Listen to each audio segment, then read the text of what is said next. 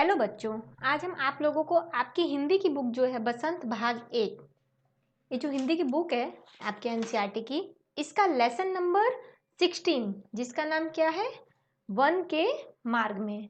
ठीक है, इस कविता का नाम क्या है, वन के मार्ग में। ये एक क्या है, ये एक कविता है जिसको किसने लिखा है, तुलसीदास जी द्वारा लिखा गया कविता है। तो चलिए आज हम लोग जानेंगे इस कविता के पूरे व्याख्या के बारे में कि वन के मार्ग में क्या बताया उन्होंने। तो तुलसीदास द्वारा जो लिखा हुआ ये कविता है, पहला जो पंक्ति वो है, पुरते निक्सी रघुबीर बधु धरि धीर दय मग में डग द्वय।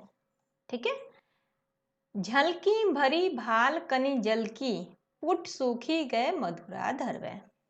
तो यहाँ पे पुरते, पुरते का अर्थ क्या है, पुरते का मतलब है नगर से। निक्सी, निक्सी का अर्थ क्या है यहाँ पे, निकलना, मतलब नगर से निकलना। रघुबीर वधु, रघुबीर वधु किसको कहा जा रहा है, राम जी की पत्नी सीता जी को कहा जा रहा है कि रघुबीर की वधु है, राम जी की पत्नी सीता जी को। धरि धीर दय मग में डग द्वय। अब धरि धीर, धरि मतलब रखना, धीर मतलब धीरज, धीरज रखना, दय रखना, मग मतलब रास्ता, डग मतलब कदम। ठीक है, अब यहाँ पे इसका अर्थ क्या है कि नगर से निकलते ही राम की पत्नी जो सीता है, राम जी की पत्नी सीता जी, वे रास्ते में थोड़ी दूर ही चलने के बाद क्या होती हैं, थक जाती हैं। मतलब रास्ते में उनके कदम क्या होते हैं, थक जाते हैं, दर्द होने लगते हैं। और इसके बाद है झलकी भरी, झलकी का मतलब है दिखाई दी, क्या दिखाई दी, भरी भाल, भाल मीन्स माथा, कनी मीन्स कर्ण, जल की पूट, जल मीन्स पानी, पूट मीन्स होंठ, सूखी सूखना, सूखी गए सूख गए, मधुरादर व, मधुरादर मतलब मधुर ओठ। अब यहाँ पे कह रहे हैं, पहले लाइन में क्या था कि नगर से निकलते ही राम जी की जो पत्नी है सीता जी, थोड़ी दूर रास्ते में चलने के बाद उनके कदम क्या होते हैं, थक जाते हैं, चलने के बाद वो थक जाती हैं। और यहाँ पे कहा जा रहा है कि उनके माथे से, उनके माथे पर क्या हो रहा है, माथे से बूंद बूंद करके पसीना निकल रहा है, मतलब पसीने पूरे चमक रहे हैं ऐसा है। और साथ ही उनके जो कोमल मधुर से जो ओंठ है वो क्या हो चुके हैं, प्यास से पूरी तरह से सूख चुके हैं।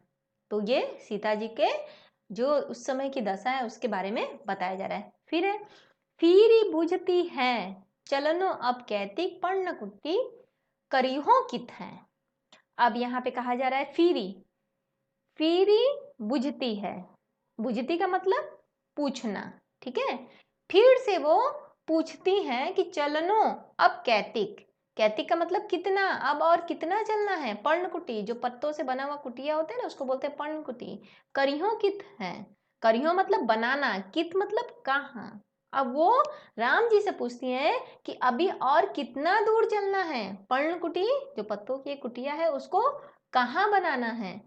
ती की लखी आतुरता पिए की अखियां अति चारु चली जल चुए। अब यहाँ पे कहा जा रहा है कि ती की लखी, लखी मीन्स देखकर, ती मीन्स पत्नी, पत्नी को देखकर, आतुरता अब बेचैनी, पी की राम जी की क्या हो रही है, प्रियतम की बेचैनी, राम जी की बेचैनी, जो अखियां अति चारु, अखियां आंखों से क्या हो रही हैं, चारु, चारु मीन्स सुंदर, जल चुए, जल चुआ का मतलब आंखों से आंसू बहना। अब यहाँ पे कहा जा रहा है कि सीता जी की इस व्याकुलता को देखकर, ठीक है, पत्नी की इस व्याकुलता को देखकर श्री राम जी के आंखों में क्या आ जाते हैं, आंसू आ जाते हैं। जल चुए आंसू आना, आंखों से आंसू आना, एक सुंदर, चारों में सुंदर, अखियां आंखों, सुंदर सी आंखों से, उनके जो सीता जी की आंखों से, और हाँ, इस व्याकुलता को देखकर राम जी की आंखों से, सीता जी की नहीं, राम जी की आंखों से आंसू आ जाते हैं। ठीक है, एक बार और यहाँ व्याख्या को समझ लेते हैं अच्छे से कि नगर से निकलते ही राम जी की पत्नी जो सीता जी होती हैं, थोड़ी दूर ही चलने के बाद थक जाती हैं।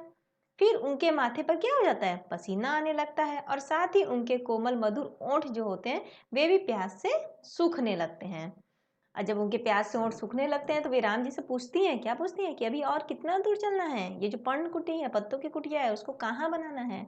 बस सीता जी की इस व्याकुलता को देखकर, इस स्थिति को, इस दशा को देखकर राम जी की आंखों से क्या करने लगता है, आंसू भर आता है।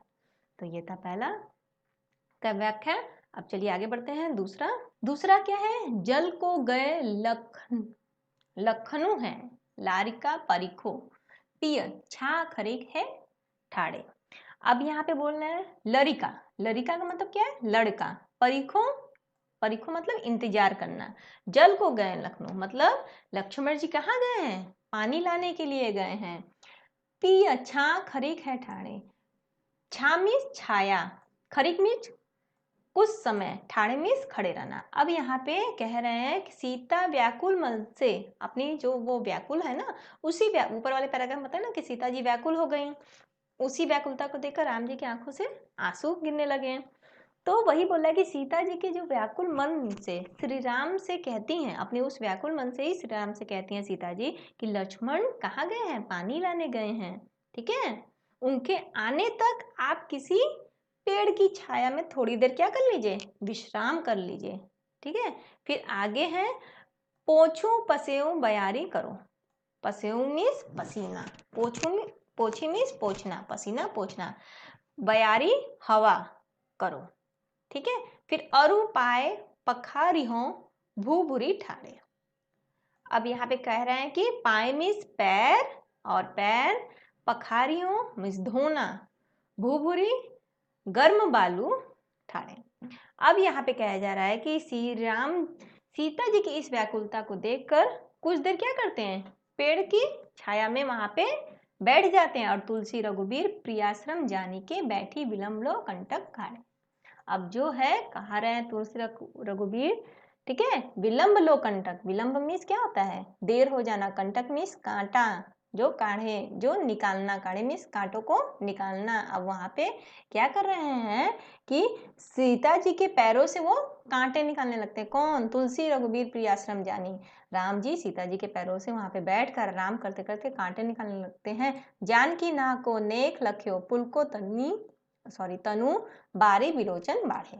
अब यहाँ पे कह रहा है कि नेह, नेह मीन्स प्रेम, लख्यों देखना, प्रेम को देखना, जानकी ना के प्रेम को देखना, पुल को तनी पुलकित, पुलकित शरीर, ठीक है, उनका जो पुलकित शरीर, बारी विलोचन बाड़े मतलब बारी आंसू, विलोचन मीन्स नेत्र।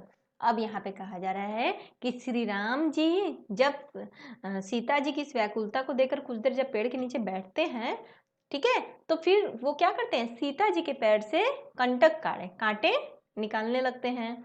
अब सीता जी जब उनको कांटे निकालते हुए देखती हैं, ने लाख्यो तो प्रेम देखना, जब उनके प्रेम को इस देखती है तो इस प्रेम को देखकर सीता जी क्या होती हैं, पूरी की पूरी पुलकित हो जाती है, प्रफुल्लित हो जाती है, प्रसन्न हो जाती है। ठीक है, तो यही है क्या इसका व्याख्या यहाँ पे अच्छे से देख लेते हैं कि सीता व्याकुल मन से श्री राम जी से कहती हैं कि लक्ष्मण पानी लाने गए हैं और उनके आने तक आप किसी पेड़ की छाया में थोड़ी देर विश्राम कर लीजिए। और श्री राम सीता जी की इस व्याकुलता को देखकर पेड़ की छाया में बैठ जाते हैं और विश्राम करते हैं। और फिर सीता जी के पैरों से क्या करते हैं, कांटे निकालने लगते हैं।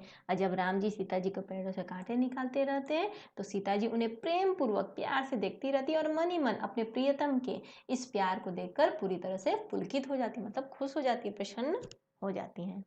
तो ये था इन दोनों का वन के मार्ग का स्टैंजा का आपका व्याख्या, जो मैंने आपको ये शब्दार्थ के द्वारा दिखाया है और समझा भी दिया है। आशा करती हूँ कि आपको ये वीडियो अच्छा लगा होगा। वीडियो अच्छा लगा तो वीडियो को लाइक करें, चैनल को भी सब्सक्राइब करें और बेल आइकन पे भी क्लिक करें ताकि आपको आगे के वीडियो मिल सके। और ये जो है आपका पूरा व्याख्या, अगर इसको आपको टेक्स्ट के रूप में चाहिए तो आप हमारे वेबसाइट www.educationforindia.com पर जाकर इसे टेक्स्ट के रूप में भी लिख सकते हैं। और हमारे प्लेलिस्ट में जाइए चैनल के, उसमें आपको सारे क्लास हिंदी के जितने भी लेसन हैं सभी के प्रश्न उत्तर और उसके जो भी व्याख्या है, फुल एक्सप्लेनेशन है, वो सब हमने दे दिया है। आपने नहीं देखा है तो उसे जाकर जरूर देखें। हमारा वीडियो देखने के लिए बहुत बहुत धन्यवाद।